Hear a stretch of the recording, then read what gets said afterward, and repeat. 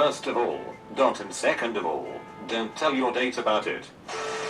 I'm a go. Behavior escalated into hard territory and she overdosed on all that, when it seemed like I was going to have a nice fun lesbian sleepover.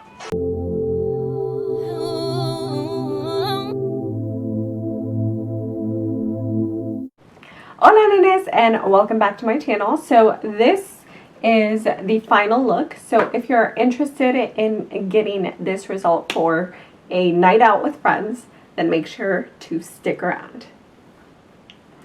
And we are going to be listening to Women Share Reasons How Men Ruined Their Chances with Them. So this is from Reddit. Ladies at Reddit, how did a guy ruin their chances with you? In the car, he suddenly interrupts something I was saying to ask, so why haven't we been on a date yet? I sort of froze. I was happy he asked, but awkwardly had no idea what to say, because the words got stuck in my throat. Well, I apparently waited a second too long, because he changed his tune. He got irritated and said, paraphrased because I don't have perfect memory, "Oh, I see. It's fine. You don't have to find a way to let me down easy. I thought you dressed like a slut all the time, because you wanted me, but maybe you're just a fucking whore. It's too bad, really. I would have treated you like a human being." I tried to explain I was just nervous, but he wasn't having it. He called me a number of other names, and then just shut down. This was a 19-year-old dude who threw a tantrum like a 12-year-old. After that day, he suddenly didn't hang out with us nearly as much anymore. Was chatting with a guy on a Cupid when I was active on it. Super cute, amazing body, seemed like a cool guy and gentleman. We were getting around to the point where we were going to establish a date, and he suggests going for a walk in the park at night. Okay, red flag number one. Maybe he's just trying to be romantic. I say let's meet somewhere in public first, so we can get to know each other a little bit, and suggested a popular bar/restaurant in the area. He suggests maybe a movie and to take that walk later on. Okay, so to summarize, he's not only suggested the sketchiest thing ever for a first date with an internet stranger, but is also now ignoring me giving him a perfect out, and continue to insist on it. Finally, he says, sure, if you're more comfortable we can meet in public. What's your address, so I can pick you up? So I tell him have a car actually, I can just meet him, wherever we decide to meet. Meanwhile I'm already feeling annoyed, and suspicious and halfway want to cancel this plan we haven't even made. He starts getting super pushy about it, saying he's a gentleman and he would never dream of letting me drive myself, while he could pick me up, and again tells me to give him my address, so he knows where he can come get me. At that point I'm done. If I have to work that hard to try to convince you to not be a fucking creeper, it's probably not going to end up well for me. Ended up having to not respond and block after the insistence of getting my address. Thank God I never agreed to anything, or gave him any of my info. Edit, I want to clarify, since I'm getting a lot of replies to the effect of you're overreacting. He was probably trying to be a gentleman. It wasn't just a walk in the park. It was a walk in the park at night. He emphasized that, and insisted on it, even after I stated that I would be more comfortable meeting somewhere public and populated. He wasn't just offering to pick me up, he was repeatedly asking me for my home address, after I said I would have been fine meeting him somewhere in public. I'm also seeing some replies from Jews not even have to who are explain concerned that they made someone feel unsafe by offering to pick them up. As a courtesy, offering a ride is totally fine, but you also have to be fine with the fact that not everyone is going to want to do that, and accept it the first time you hear it. Edit 2. Thanks to everyone responding with your support. It means a lot, and it helps when processing these incidents, to know that a majority of people would agree with me if they experienced the same thing. And to all the people replying with similar experiences, I'm so sorry this happened to you, and never feel bad about trusting your gut. Also thanks for the silver. Fucking I'm in college and Facebook has just recently come out. A handsome guy sitting next to me at the computers in the campus library introduces himself. Around 10 minutes later I get a friend request from the handsome guy. My name is unusual, so I was fairly easy to find. He starts flirt chatting with me on Facebook until it's time for me to leave the library. This flirt chatting continues for another couple of days before he asks if I want to have dinner with him. I say yes, and then tell him to meet me at my dorm/apartment on campus. I want my roommates to meet him first, and then run interference if they have a bad feeling about him. He gets to the apartment, where he begins to brag about all the money he just inherited and how he's so frugal. He doesn't even go to college here, he just uses the library because it's free. I'm looking at my friend, and she is giving me the signal that she's not into this guy. Me either. He continues bragging about himself, before he asks me if I have a car. I say yes, and he said me too, I have a blah blah blah some car that's supposed to impress me. He then follows it up with wanna race. I look at my friend, and she laughs and says yes. Before I could even get a word out, we get out to the parking lot, where he crawls under his car, and does something with the pipe/muffler area. He either added or removed something. He told me he shares this car with his mom, and she doesn't like whatever he was doing to it. My friend is giggling the entire time. We get in our cars and drive over to a vacant parking lot and line up, side by side. My friend in my passenger seat is at this point laughing uncontrollably. We both step on the gas, he heads straight for the end of the lot. I turn left at the exit and drive away. Me and my friend sat in the McDonald's parking lot laughing at my situation for a couple of hours, until we were certain he was gone.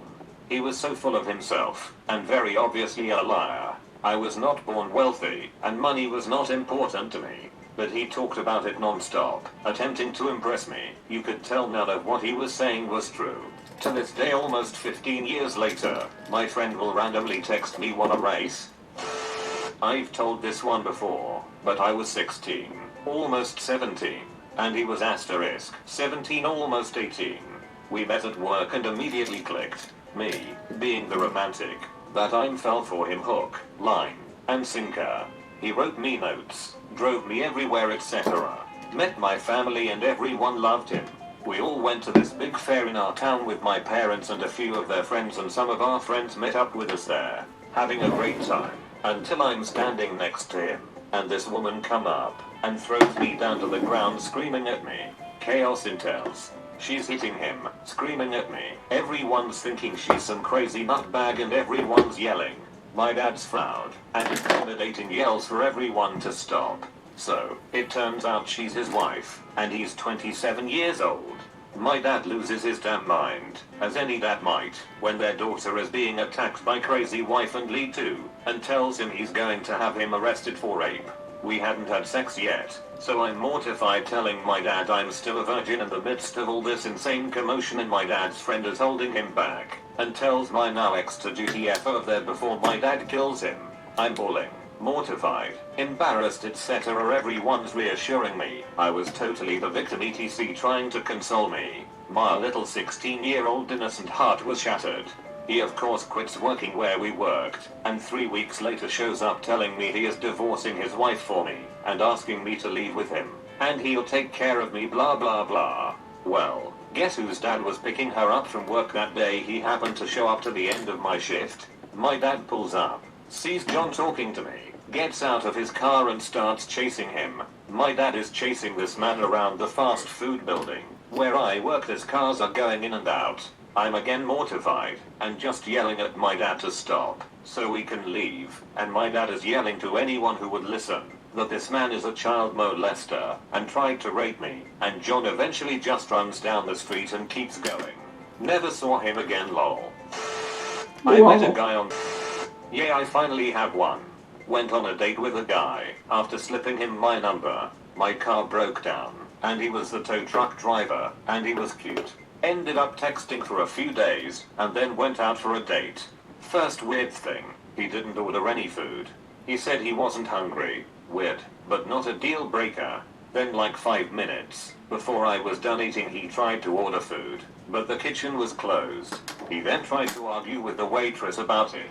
This is where I was starting to get iffy. I've worked in retail and customer service all my life, so someone being rude to an employee is a total turn-off. On top of this, he kept talking about and bragging about how much money he makes. The money thing comes in later.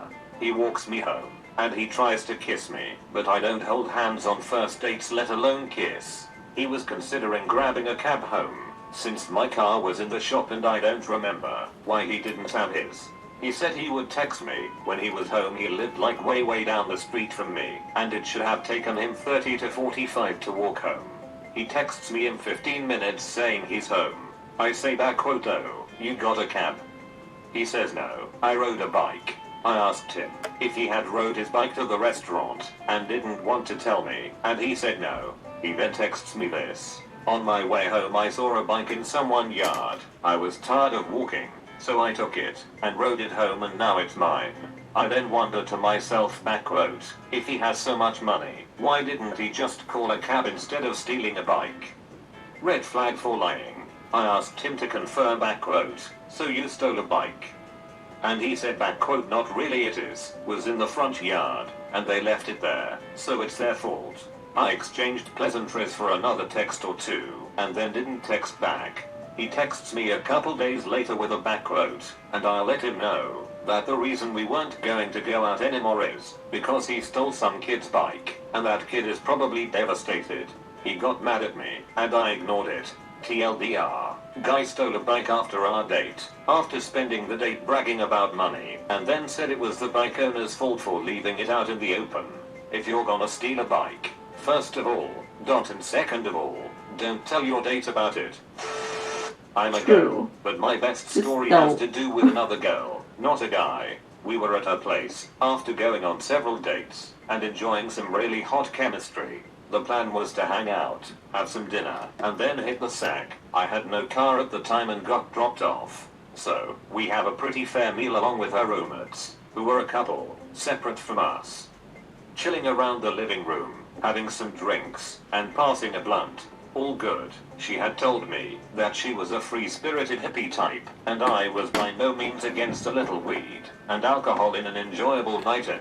Well, the couple roommates bring out some other stuff. It was ketamine, and they had various pills and other stuff that I didn't then, and don't now, have any ability or interest in identifying. I sort of get a tight feeling in my chest. Drugs like that have a way of triggering me for a lot of reasons, and I basically want it out. So she, my interest, snorts some K, and asks me if I want some. I make some line about how I'm already feeling good from the drink/weed. It's all good. Thinking to myself, shit, I'm basically stuck here. I had been having that good/fun feeling of, ooh, soon we will be cuddling more and probably having some awesome sexual stuff going on, and it turned to I wanna TFO in an instant. Think of a delightfully moist cake turning into the Gobi Desert. Well, at any rate, he snorted the K, and thank the stars she still seemed coherent enough, and didn't go into some sort of K-hole. So a little time goes by, and she makes the "let's get ourselves to bed" ovations at me. I agree because there's really nothing else to do, and the couple roomies have started mildly couple bickering. I know now that one of them was Xanaxed out, but had just figured that he was tired or drunk. No, he had that head nod going on. So we sat up in her room to get into bed. I was at this point still buzzed, and just really wanted to lay the F down and sleep. She goes out to use the bathroom and blam bam wham, the fighting starts. She's getting into it with the female roommate, while the next dude is groaning for them to shut up. It's yelling and furniture moving all around. And holy shit lol, me trapped in bedroom, in another apartment without even the ability to jet out the window. More yelling is exchanged, it gets utterly silent. I perk my ears up for signs of life, and nope, nothing. Then I realize that they are quiet arguing out in the kitchen. I grab my cell phone and text a friend to come get me right now, and figure it'll be about 15 minutes till they arrive, so I have to make sure to stay safe in that time frame. About 10 minimums go by, and the girls have evidently made amends, and are chatting in the kitchen, both blitzed on who on earth knows drugs but pretty sedate. I make like I have to pee, with my coat and purse in hand. They just sort of laugh at me, as if I were an unexpected guest on a TV show. I leave the bathroom and haul ass down the stairs to my waiting right. 0/0 would do again. Blocked her on all social media, never got a text or phone call. I learned last year that her drug behavior escalated into hard territory and she overdosed on all that, when it seemed like I was going to have a nice fun lesbian sleepover.